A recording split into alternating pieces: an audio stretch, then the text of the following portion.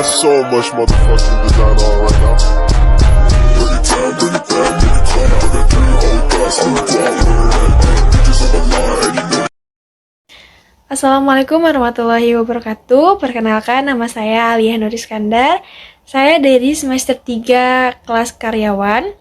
Di sini saya akan mereview sedikit mata kuliah yang disampaikan oleh Profesor Haji Heni Nuraini SIMH beserta asisten dosennya, yaitu Bapak Reddy Aridayandi dalam mata kuliah Hukum Pidana Lanjutan.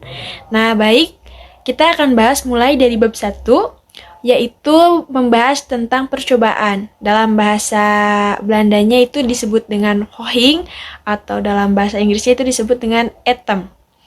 Nah, kita awali dengan pengertian.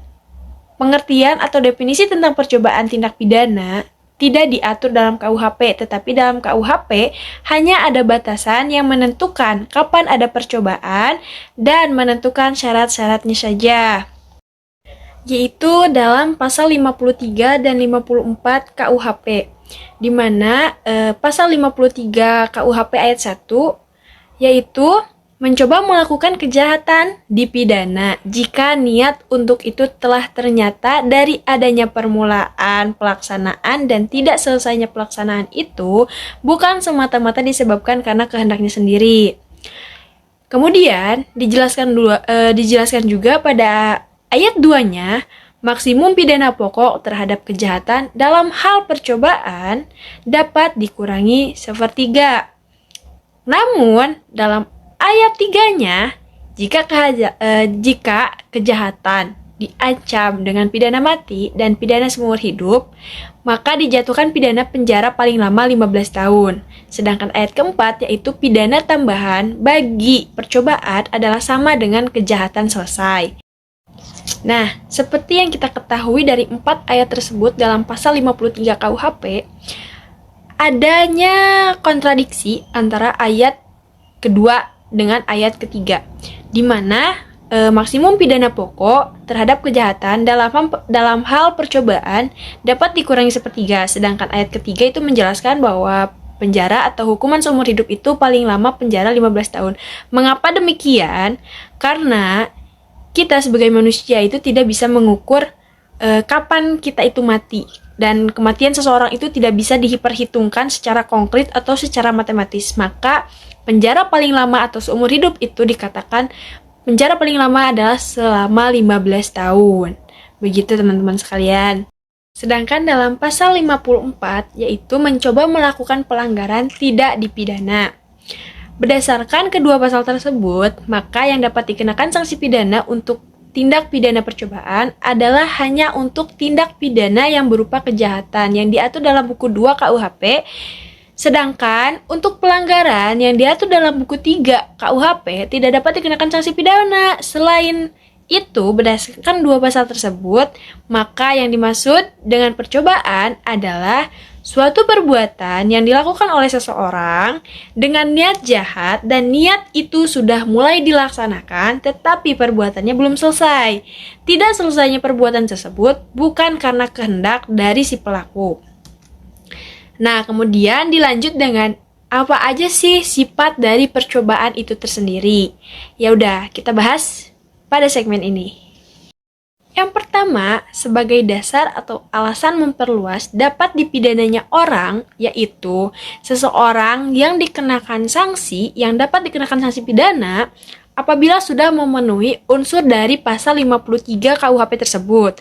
Walaupun tidak memenuhi unsur delik, jadi sifat dari pasal 53 atau percobaan dipandang sebagai memperluas dapat dipidananya orang dan bukan memperluas rumusan delik.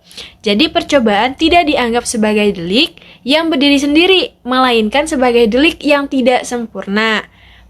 Penganutnya adalah Suringa dan Omar Sono Aji. Yang kedua, yaitu sebagai dasar atau alasan memperluas dapat dipidananya perbuatan, yaitu bahwa tindak pidana percobaan merupakan suatu tindak pidana yang bulat dan lengkap.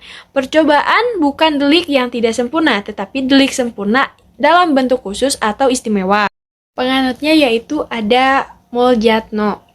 Kemudian, Dasar patut dipidananya percobaan. Yang pertama ada teori subjektif.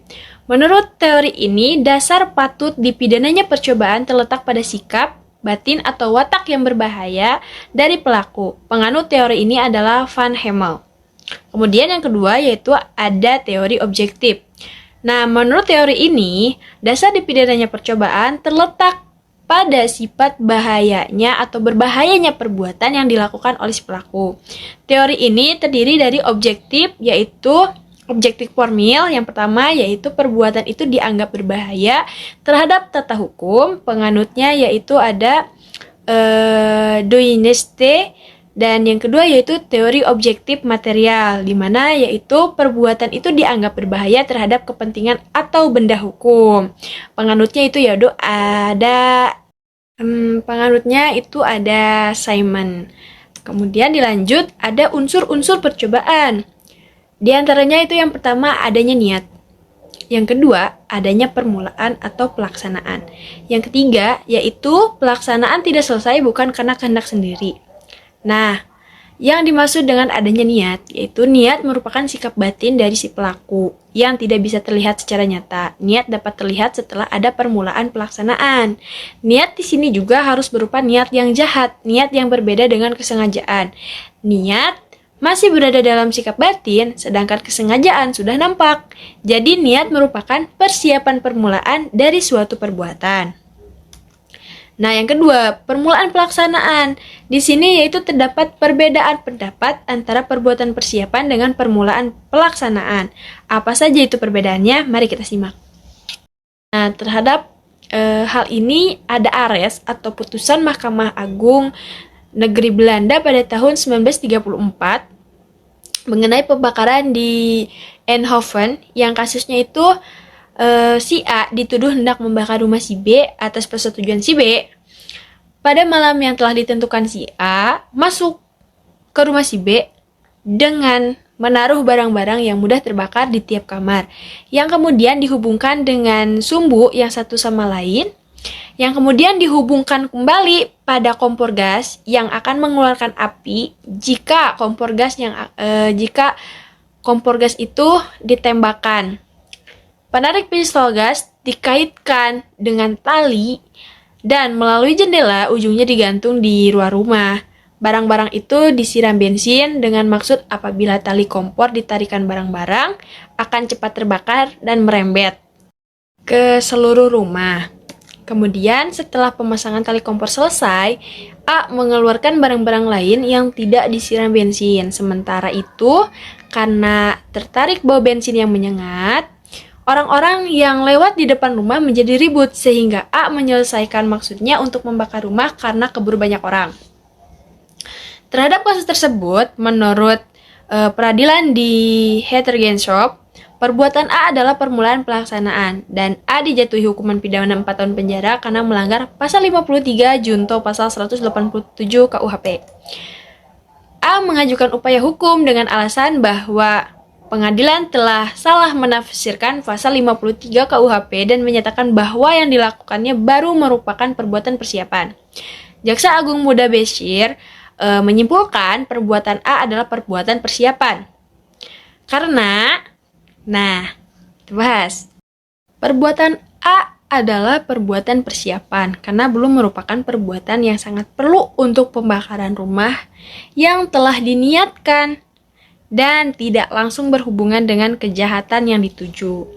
Atas dasar alasan tersebut, pengadilan membatalkan putusan dan A dilepaskan dari segala tuntutan. Kemudian yang ketiga yaitu pelaksanaan tidak selesai bukan karena kehendak sendiri. Ada berbagai macam. Yang pertama yaitu adanya penghalang fisik.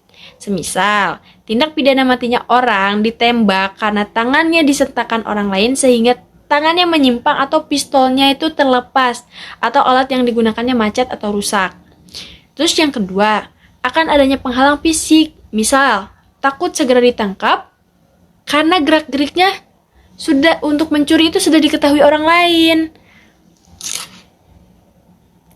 Nah, yang ketiga, adanya penghalang yang disebabkan faktor atau keadaan khusus pada objek yang menjadi sasarannya.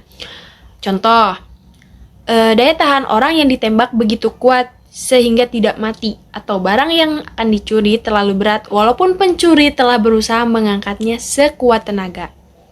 Begitu. Kemudian, tidak selesainya perbuatan karena kehendak sendiri, yaitu adanya pengunduran diri secara sukarela, yaitu tidak menyelesaikan perbuatan pelaksanaan yang diperlukan untuk delik yang bersangkutan. Nah, yang kedua, tindakan penyesalan, yaitu meskipun perbuatan pelaksanaan sudah diselesaikan, tetapi dengan sukarela menghalau timbulnya akibat mutlak untuk delik tersebut. Misalnya, orang yang memberikan racun pada minuman korban, tetapi kemudian segera memberikan obat penawar racun sehingga korban tidak menjadi meninggal. Itu bisa jadi terjadi, kan? Nah, alasan memori van toelechting atau KUHP mencantumkan unsur ketiga dalam pasal 53 KUHP adalah untuk menjamin agar orang mengundurkan diri secara sukarela dalam melakukan kejahatan, tidak dipidana. Yang kedua yaitu pertimbangan utilitas atau kemanfaatan yang diharapkan dapat menjadi usaha pencegahan, atau dengan adanya jaminan tidak dipidana, maka orang yang mulai melakukan kejahatan diharapkan untuk mengurungkan perbuatannya. Atas dasar alasan memori van toelechting tersebut, ada pendapat bahwa dapat dijadikan alasan penghapus pidana yang diformilkan, alasan pemaaf, dan alasan penuntutan. Kemudian kita lanjut dengan percobaan mampu dan tidak mampu untuk melakukan suatu tindak pidana. Percobaan tidak mampu muncul apabila perbuatan pelaksanaan telah dilakukan, tetapi delik yang dituju tidak sesuai atau akibat yang terlarang menurut undang-undang tidak timbul. Tidak timbulnya akibat yang dilarang dapat disebabkan tidak mampunya objek. Perbedaan percobaan mampu dan tidak mampu hanya ada pada percobaan objektif, yaitu menitik beratkan pada sifat berbahayanya perbuatan, sedangkan penganut teori subjektif tidak mengenal perbuatan tersebut, melainkan menitik beratkan pada sifat berbahayanya sikap batin atau watak pelaku tindak pidana. Kemudian menurut memori van toelechting dapat disimpulkan bahwa tidak mungkin ada percobaan pada objek. Objek yang ada adalah hanya percobaan yang tidak mampu pada alatnya. Memori van toelechting membedakan antara percobaan yang tidak mampu karena alatnya dibetul. Yang kedua yaitu relatif. Yang disebut dengan absolut yaitu apabila dengan alat tersebut tidak mungkin akan muncul delik atau tindak pidana, misalnya meracun dengan air kelapa muda. Nah, yang kedua, tidak mampu relatif, yaitu bila dengan alat tersebut tidak timbul delik selesai, tetapi keadaan tertentulah yang menyebabkan munculnya delik. Dalam hal ini mungkin ada delik percobaan. Nah, kemudian ada pemidanaan terhadap percobaan. Kita bahas pada segmen kali ini. Pemidanaan terhadap percobaan yang pertama yaitu percobaan terhadap kejahatan yang diatur pada pasal 53 ayat 2 KUHP yang tadi, yaitu maksimum pidana yang dijatuhkan dikurangi sepertiga. Nah, jadi dihitungnya itu misalkan di penjaranya 6 tahun dikurangi 1/3, berarti cuman di penjara 4/3 tahun gitu, karena dihitungnya itu dikurangi 1/3 gitu kan, sepertiganya. Nah, sedangkan menurut pasal 53 ayat 3 KUHP untuk ancaman pidana mati atau seumur hidup, maka maksimum pidana percobaan ada 15 tahun. Karena itu tadi, matinya seseorang itu tidak bisa diukur dengan matematika. Oke? Dan adapun percobaan terhadap pelanggaran menurut pasal 54 itu tidak dipidana. Selain itu juga ada pengecualian terhadap tindak pidana kejahatan yang diatur dalam buku 2. Percobaan di luar KUHP diatur dalam KUHP seperti undang-undang korupsi, itu kan di luar dari buku KUHP ya. Itu ada undang-undang tersendiri untuk korupsi. Kemudian terhadap beberapa TP di luar KUHP, karena ini diserahkan kepada pengaturan undang-undang tersebut sesuai dengan pasal 103 KUHP. Tetapi pada umumnya tindak pidana di luar KUHP atau khusus tindak tidak berlaku atau tidak mengenal percobaan sama dengan dianggap dengan perbuatan selesai. Nah, dilanjut kita akan masuk ke bab 2 tentang penyertaan atau Del naming yang biasa terdapat pada buku 1 sampai dengan dari bab 5 KUHP itu dari pasal 55 sampai 62. Jadi kita bahas bab 2 ini di satu folder video yang sama. Oke? Istilah dari penyertaan itu ada banyak istilahnya. Ada Del naming, ada turut serta, ada turut campur dalam berbuat, terus turut serta dan sebagainya. Nah, pengaturan penyertaan ini juga secara umum diatur dalam buku 1 bab 5 KUHP pasal 55 sampai 62. Nah, secara khusus tersebar dalam buku 2 KUHP, buku 3 KUHP, dan beberapa peraturan di luar KUHP atau tindak pidana khusus. Kita ke pengertian. Penyertaan itu apa sih? Nah, penyertaan di sini adalah apabila suatu tindak pidana terlibat lebih dari satu orang atau beberapa orang melibatkan diri dalam satu tindak pidana. Itu ya, oke? Dalam penyertaan ada berbagai macam bentuknya. Di sini ada 5 bentuk penyertaan. Yang pertama itu yang melakukan atau plegan. Kemudian yang kedua yang menyuruh melakukan, don plegan. Yang ketiga yang turut serta melakukan atau made plegan. Yang keempat yang membujuk atau menggerakkan yang disebut dengan with locking. Yang terakhir yaitu yang membantu melakukan. Oke, ada 5. Kemudian penggolongan penyertaan. Menurut KUHP, golongan pelaku atau bentuk 1 sampai dengan bentuk 4 yaitu bukan pelaku tindak pidana, tetapi pertanggungjawaban pidananya disamakan dengan pelaku.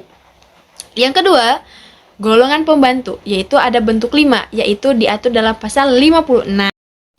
Ada penyebab tidak dapat dibintai pertanggungjawaban pidana terhadap orang yang disuruh karena orang tersebut hanya berperan sebagai alat atau pelaku material yang didasarkan pada satu, tidak sempurna pertumbuhan jiwanya.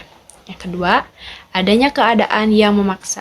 Yang tiga, ada perintah jabatan yang tidak sah. Contohnya pasal 51 ayat 2 yaitu tentang penembak yang harus menembak orang yang dipidana mati. Itu tidak bisa dikenakan hukuman delik pidana pembunuhan karena ada wewenang jabatan yang tertera di pasal 51 ayat 2. Dan yang keempat, adanya kekeliruan atau pemalsuan. Dan yang terakhir, tidak mempunyai maksud untuk melakukan kejahatan seperti diisyaratkan dalam undang-undang. Kemudian kita bahas tentang pertanggungjawaban dari si pembantu ini. Yang pertama, pemindanaan untuk si pembantu adalah lebih ringan dari pelaku. Terdapat pada pasal 57 ayat 1 dan ayat 2 KUHP, yaitu maksimum pidana pokok dikurangi 1/3. Itu ayat satunya. Yang kedua, apabila kejahatan diancam hukuman pidana mati atau penjara seumur hidup, maka maksimum pidana untuk pembantu adalah 15 tahun. Pengecualian terhadap prinsip prinsip yang tadi, yaitu ada di pasal 333 ayat 4, merampas kemerdekaan orang untuk membantu dipidana sama dengan pelaku. Yang kedua, ada pasal 231 ayat 3, penyimpanan barang atau pembantu dipidana sama dengan pelaku. Nah, 2, pidana tambahan untuk pembantu sama dengan pelaku sesuai pasal 57 ayat 3. Dalam pasal 57 ayat 3 ini, pertanggungjawaban pidana bagi pembantu hanya dihitung yang sengaja atau dipermudah atau dipelancar beserta akibat-akibatnya saja. Sedangkan dalam pasal 58 KUHP mengatur mengenai kualitas pribadi yang dapat menghapuskan, mengurangkan, atau memberatkan pengenaan pidana bagi pelaku tindak pidana. Nah, pada pasal 58 ini peringatan bagi praktisi. Oleh karena itu, ada kritik dari Profesor Muljatno dan Profesor Umar bahwa untuk pembantu hendaknya dipergunakan sistem fakultatif, yaitu pengenaan sanksi pidananya diserahkan kepada hakim. Nah, penyertaan dengan kealpaan juga ada, yaitu tindak pidana yang disebabkan karena kealpaan pada prinsipnya tidak dipidana. Karena apa? Karena dia itu tidak mempunyai unsur kesengajaan. Misal, aku memberi gunting pada adik aku yang katanya mau menggunting kain, tetapi ternyata digunakan oleh si B untuk melakukan kejahatan. Nah, berdasarkan contoh di atas itu, maka mereka yang membantu melakukan tindak pidana tidak dapat dikenakan sanksi pidana karena tidak mempunyai unsur kesalahan. Kemudian kita berada di penghujung bab 2 yang sekarang akan kita lanjutkan menuju bab 3, di mana itu tentang perbarengan atau gabungan tindak pidana yang disebut dengan konkursus atau summon law. Jadi kita bahas, oke? Perbarengan dalam KUHP tidak ditemukan definisinya, tetapi dalam rumusan pasal dapat disimpulkan bahwa yang pertama yaitu bahwa seseorang dengan satu perbuatan bisa mengakibatkan beberapa aturan pidana yang dilanggar, atau seseorang dengan beberapa perbuatan mengakibatkan beberapa aturan pidana yang dilanggar atau menimbulkan tindak pidana yang lain, gitulah bahasanya ya. Dan yang kedua, di antara perbuatan-perbuatan tersebut, hakim belum pernah menjatuhkan putusan atau vonis yang telah mempunyai kekuatan hukum yang pasti dan tetap. Yang ketiga, jaksa atau penuntut umum dalam melakukan penuntutan perkara-perkara tersebut harus secara sekaligus dan bersamaan. Di antara ketiga pengertian tersebut, yang paling penting adalah nomor 1, karena menyangkut perbuatan. Oke. Pengaturan perbarengan ini diatur dalam pasal 63 sampai 71. Nah, di sini konkursus itu terbagi menjadi 2, ada konkursus idealis dan konkursus realis. Nah, konkursus realis ini berupa kejahatan yang diancam pidana pokok, yaitu terhadap kejahatan ditambah kejahatan pasal 65, yaitu hanya dikenakan satu pidana dengan ketentuan bahwa jumlah pidana maksimum tidak boleh lebih dari maksimum pidana terberat ditambah sepertiganya. Kayak aborsi yang dipertajam atau diperberat.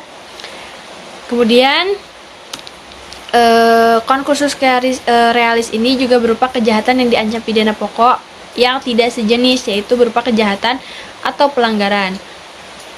Menurut pasal 66 KUHP, untuk semua jenis diancam pidana tiap-tiap kejahatan dijatuhkan, tetapi jumlahnya tidak boleh melebihi maksimum pidana terberat ditambah sepertiganya. Sistem ini disebut kumulasi yang diperlunak atau diperingan. Kemudian ada konkursus realis pelanggaran ditambah pelanggaran yang diatur dalam pasal 70 KUHP dengan sistem pemindanaan disebut kumulasi atau pidana sejenis. Sama seperti tadi, namun di sini hanya dibatasi hingga maksimumnya itu 1 tahun 4 bulan kurungan. Nah, jika si A melakukan 2 pelanggaran yang masing-masing diancam kurungan 9 bulan, maka untuk A dijatuhkan pidana 18 kurungan. Hal ini bertentangan dengan pasal 70 ayat 2 KUHP, yaitu pidana maksimum yang harus dijatuhkan bukan 18 bulan, tetapi 16 bulan, 1 tahun 4 bulan. Kemudian untuk konkursus realis, baik yang berupa kejahatan ataupun pelanggaran yang diadili pada saat yang berlainan berlaku pada pasal 71 KUHP. Nah, dalam pasal 71 KUHP berhubungan dengan pengertian perbarengan, yaitu rumusan ketiga.